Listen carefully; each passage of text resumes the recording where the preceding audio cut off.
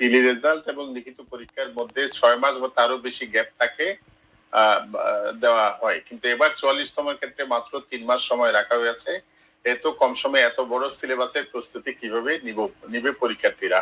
এটা স্যার উত্তর করেছেন। এরপর স্যার আপনি যদি কমেন্ট করতে চান, পাশাপাশি একই ধরনের আরেকটা প্রশ্ন স্যার আমি আপনাকে একটু শোনাই। জাকিয়া সুলতানা, স্যার 44তম লিখিত পরীক্ষা সম্ভাব্য সময় অক্টোবর, মাত্র 3.5 মাস সময় অনেক কম মনে হয় নতুনদের জন্য, পরামর্শ চাই স্যার, স্যার যদি বলতেন। এটা আমি আগেও বলেছি, উত্তর আমার কথার মধ্যে রয়েছে যে আমি হঠাৎ করে পড়ে মুখস্থ করে আসলে একদিন পড়াশোনা করে পাগলের মতন 20 ঘন্টা 18 ঘন্টা 16 ঘন্টা একটা বিসিএস এর জন্য, এটা পাগলের লক্ষণ, এটা পাগলরা করে।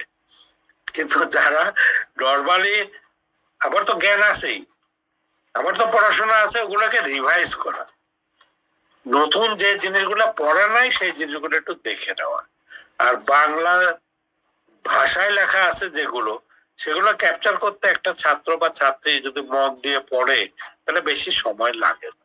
3 মাস সময় তো আমি অঢেল সময় মনে করি, প্রচুর সময়। 3 মাস সময়টা, 1 মাস সময়, মোটামুটি 1 মাস সময় গ্যাপ থাকলে ভালো হতো আমার যা ধারণা। 3 মাস সময় তো অনেক সময়, অনেক সময়। এত সময় আমি কিভাবে কাটাবো?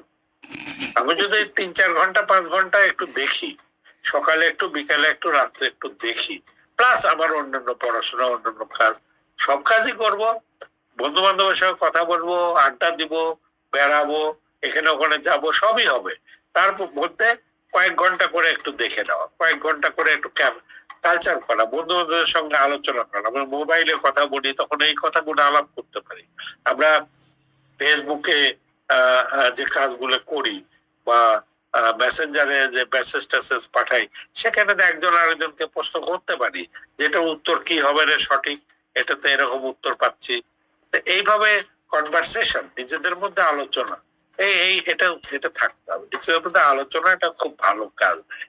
সুতরাং 3 মাস বা 3.5 মাস সময় খুব কম সময় আমি বলবো।